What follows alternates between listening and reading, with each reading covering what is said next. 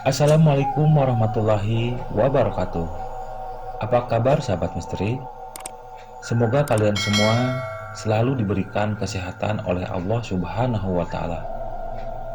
Di malam hari ini ada kisah nyata misteri yang dikirim oleh Pak Kartono dari Jawa Timur.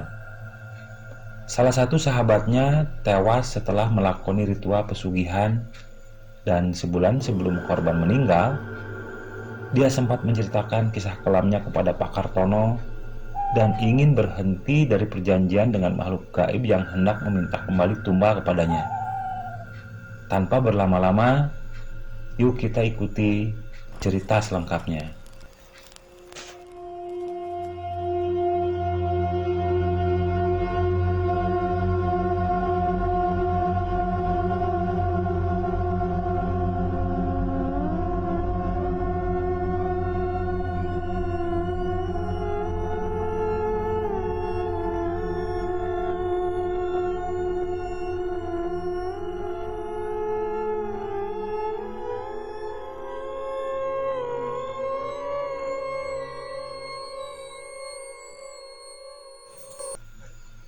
Kisah ini dialami oleh Wawan pada tahun 2001.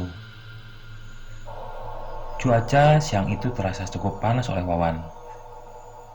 Sambil tertunduk lesu, dia membuka buku catatan keuangan dari usaha makanan ringan yang telah dirintis bertahun-tahun lamanya. Namun kini usahanya hampir bangkrut karena terlilit hutang. Tulisan-tulisan piutang yang tertera di buku itu membuat Wawan semakin kebingungan. Dari mana dia mendapatkan uang untuk membayar hutang-hutangnya? Belum lagi biaya hidup sehari-hari, dia juga biaya sekolah ketiga anaknya. Di sela-sela kebingungannya, akhirnya dia berpamitan kepada istrinya untuk beberapa hari tidak pulang ke rumah. Dia beralasan karena ada sesuatu yang harus dia urus tentang usahanya. Padahal Wawan berbohong. Dia tidak pergi untuk mengurusi usahanya yang hampir bangkrut itu, tapi malah pergi ke suatu tempat di tengah hutan antara Banyuwangi dengan Situbondo, Jawa Timur. Dengan diantar oleh salah satu temannya, Wawan mencoba mencari pesugihan di tempat tersebut. Setelah Wawan berjumpa dengan orang yang disebut juru kunci tempat pesugihan yang dia tuju, Wawan disuruh menyediakan sesaji persembahan buat makhluk pesugihan yang berada di tempat tersebut. Sesaji ritual berupa kembang telon, minyak wangi, dan secawan darah ayam cemani harus Wawan segera persiapkan untuk ritual pemanggilan. Ternyata Wawan dan juru kunci akan memanggil celeng gaib atau siluman babi hutan yang berada di sebuah pohon besar di sekitar tempat tersebut. Di bawah pohon besar itu, Wawan menyimpan sesaji yang dia bawa. Oleh juru kunci, Wawan juga dianjurkan untuk puasa ngebleng sebelumnya 3 hari 3 malam. Setelah semuanya siap, juru kunci mulai membacakan mantra-mantra pemanggilan celeng gaib di bawah pohon besar menyeramkan yang mungkin usianya sudah ratusan tahun. Setelah Wawan duduk bersila, kemudian juru kunci berkata kepadanya, jika nanti ada yang datang berupa celeng atau babi hutan yang keluar dari pohon di hadapan mereka, Wawan harus menceritakan sendiri niat dan tujuannya ke tempat itu kepada sang celeng gaib. Apabila telah menyampaikan maksud dan tujuan, Wawan harus mengambil air liur dari celeng siluman tersebut. Setelah pulang dari sana, air liur siluman celeng itu harus dioleskan kepada anak kecil yang belum akil balik. Anak siapapun bisa, karena anak itu akan menjadi tumbal buat siluman tersebut. Wawan merinding mendengar perkataan sang juru kunci tentang anak kecil yang harus dia tumbalkan kepada celeng gaib penghuni pohon tua itu. Tapi di sela-sela ketakutannya, terbayang olehnya kembali tulisan-tulisan hutang yang harus dia bayar kepada rekan-rekan bisnisnya. Semua itu membuat Wawan tegar dan bertekad akan meneruskan ritual terlarang tersebut. Setelah berbicara seperti itu, juru kunci pergi meninggalkan Wawan sendirian di tengah kesunyian hutan yang menyeramkan. Setelah 3 hari, Wawan puasa ngebleng di bawah pohon. Tiba-tiba di malam terakhir, pohon di hadapannya berguncang keras sampai daunnya berguguran. Ada angin begitu kencang berhembus di sekitar tempat Wawan bersila. Saat Wawan membenahi jaketnya, tiba-tiba di hadapannya muncul sosok binatang berupa babi hutan atau celeng sedang mengendus-ngendus di bawah pohon besar di hadapannya. Wawan berpikir mungkin celeng itulah yang dimaksud oleh juru kunci sebagai celeng gaib penghuni pohon keramat. Dan tanpa dia kira, celeng itu berkata layaknya manusia menanyakan maksud dan tujuan Wawan datang ke tempat kediamannya. Dengan sedikit gugup, akhirnya Wawan memberanikan diri menyampaikan maksud dan tujuannya datang ke tempat tersebut. Awalnya sih celeng itu diam saja, tapi kemudian mulutnya sedikit terbuka dan berkata bahwa dia mau membantu Wawan asalkan Wawan memberikan dia hadiah berupa anak bungsu Wawan untuk menjadi mainannya. Wawan menyanggupi permintaan sang celeng gaib itu. Lalu dia mengambil air liur yang berada di mulut celeng tersebut dengan dielap memakai sebuah kain, lalu kain tersebut dimasukkan ke dalam tas ransel yang dia bawa. Wawan segera berjalan menuju rumah juru kunci.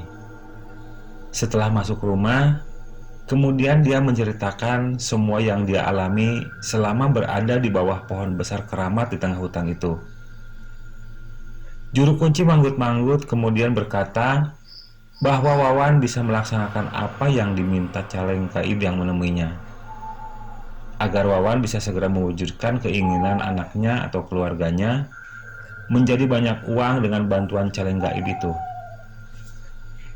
Lalu Wawan kemudian malam itu juga pamit untuk pulang dari rumah sang juru kunci.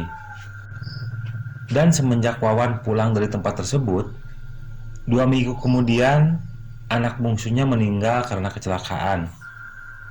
Wawan sempat bersedih dan murung, terbayang saat dia mengusapkan kain bekas mengelap liur celeng gaib kepada kepala anak bungsunya.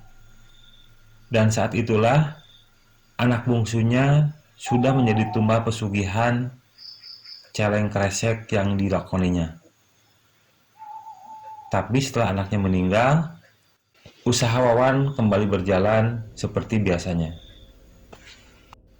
Dia menjadi banyak uang untuk membayar hutang dan membesarkan usahanya kembali. Istrinya tidak mengetahui dari mana Wawan mendapatkan uang-uang itu. Yang istrinya tahu, suaminya tersebut mendapatkan bantuan modal dari teman lamanya sehingga usahanya kembali berjalan normal. Hanya saja, sekarang Wawan mempunyai kamar khusus yang tidak bisa dimasuki siapapun, termasuk istrinya sendiri. Kamar itu selalu gelap, apalagi di malam-malam tertentu. Kadang Wawan bisa semalaman berada di dalam kamar tersebut. Dan di dekat kamar, Wawan setiap malam menyalakan lilin dan menjaganya supaya nyala apinya tidak padam. Lalu beberapa waktu kemudian, di dekat nampan tempat lilin, uang begitu banyak terlihat berserakan. Si Wawan ini setiap malam menunggu celeng gaib yang membantunya mencuri uang dari penduduk.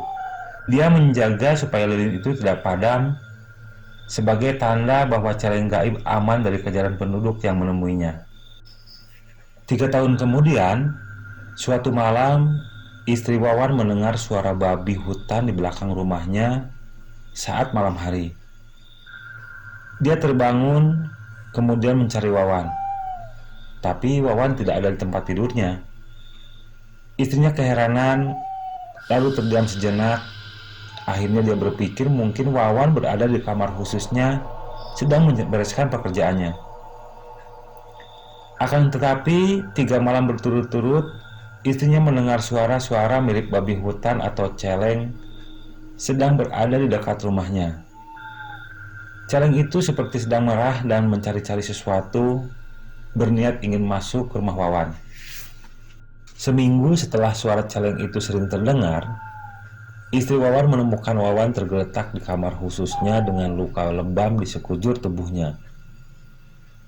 Dan setelah dicek, ternyata Wawan telah meninggal dunia. Keesokan harinya, ada kabar seekor babi hutan atau celeng tertangkap warga dan mati dipukuli. Sebulan sebelum Wawan ditemukan meninggal di tempat tidurnya, Wawan sempat datang ke rumah Pak Kartono, sahabatnya dari kecil, seperti sedang gelisah. Wawan menceritakan bahwa selama beberapa tahun ini, dia melakukan pesugihan dengan melakukan perjanjian dengan makhluk gaib berupa celeng atau babi hutan. Pesugihan ini dikenal dengan pesugihan celeng kresek. Si pelaku pesugihan akan dibantu oleh celeng kresek untuk mencuri uang-uang penduduk. Wawan tidak mengira bahwa celeng kresek itu kembali meminta tumbal anak kecil setelah dulu awalnya dia menumbalkan anaknya sendiri. Dia kebingungan, akhirnya meminta bantuan Pak Kartono untuk lepas dari perjanjian dengan celeng gaib karena takut ketika celeng gaib itu tertangkap, celeng itu akan disiksa beramai-ramai. Wawan akan mengalami hal yang sama seperti yang dialami celeng gaib tersebut. Dan kini Wawan telah meninggal akibat celeng gaib pesugihannya tertangkap warga lalu disiksa beramai-ramai. Semoga dari kisah nyata ini ada pelajaran positif yang bisa kita ambil. Wallahu a'lam.